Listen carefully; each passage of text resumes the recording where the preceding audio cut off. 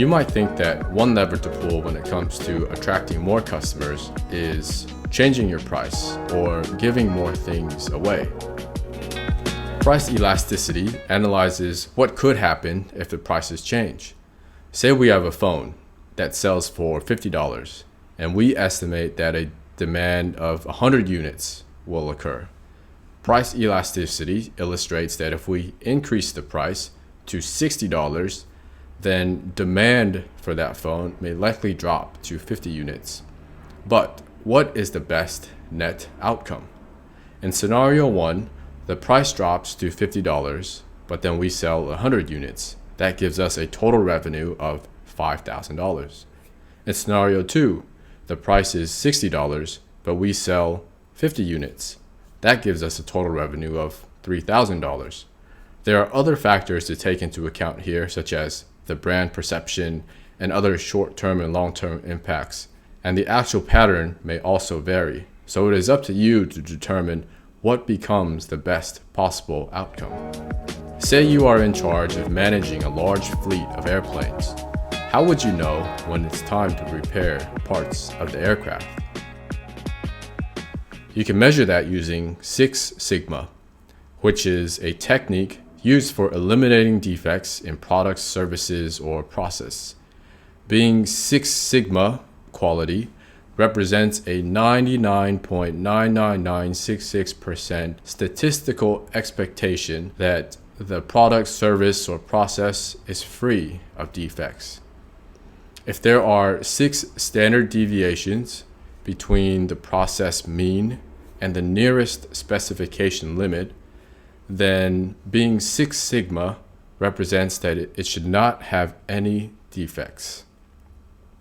For example, if you are managing an aircraft, your goal is to get to Six Sigma quality, which would mean that 99.99966% of the time, the engine would perform as desired.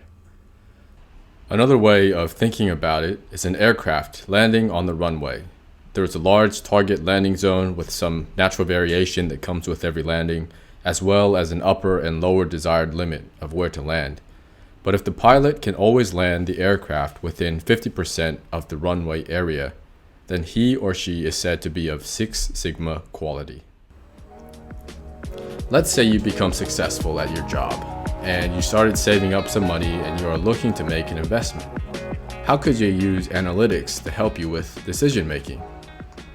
You could use decision making without probabilities using the Maximax method, where you make a decision based on the maximum of maximum payoffs. In other words, you are optimistic. Say you have 3 potential investments to make where you realize the return in 10 years' time, but you don't know what the economic conditions will be like so far out. You can invest in stocks, buy a house, or put your money in a savings account. Each would have potentially various outcomes in a good or bad economy. Maximax states that you can make your decision based on the best possible outcome, which in this case would be buying a house because you assume that the economy will be good in 10 years, and that gives you the best return. On the other hand, you have the Maximin, where you make selections based on the maximum of minimum payoffs, or in other words, you are pessimistic. If we take the same potential outcomes as before, you might choose investing in stocks because you are prepared for the bad outcome. You're prepared for the bad economy in 10 years, as opposed to if you selected buying a house and the economy was bad, you would lose money. And so you are selecting the maximum of minimum payoffs. You could also decide to make decisions with probabilities. You would take those same potential outcomes as before, and you would multiply or weight it based on the probability of its occurrence. For example, you might predict that there is a 60% chance of a good economy, which would mean 40% chance of a bad economy. Then you make your calculations and pick which would give you the best return. You can weight these in different ways. That is up to you. You could also use different information to come up with a good probability and weighting mechanism. So in this scenario of decision making with probabilities, you would choose the house. If you are running a company or a school and you wanted to know what's going on with our people, or how are our students doing, how would you go and measure it? If you wanted to measure the well-being of your employees, you could define what well-being meant and have them rank themselves.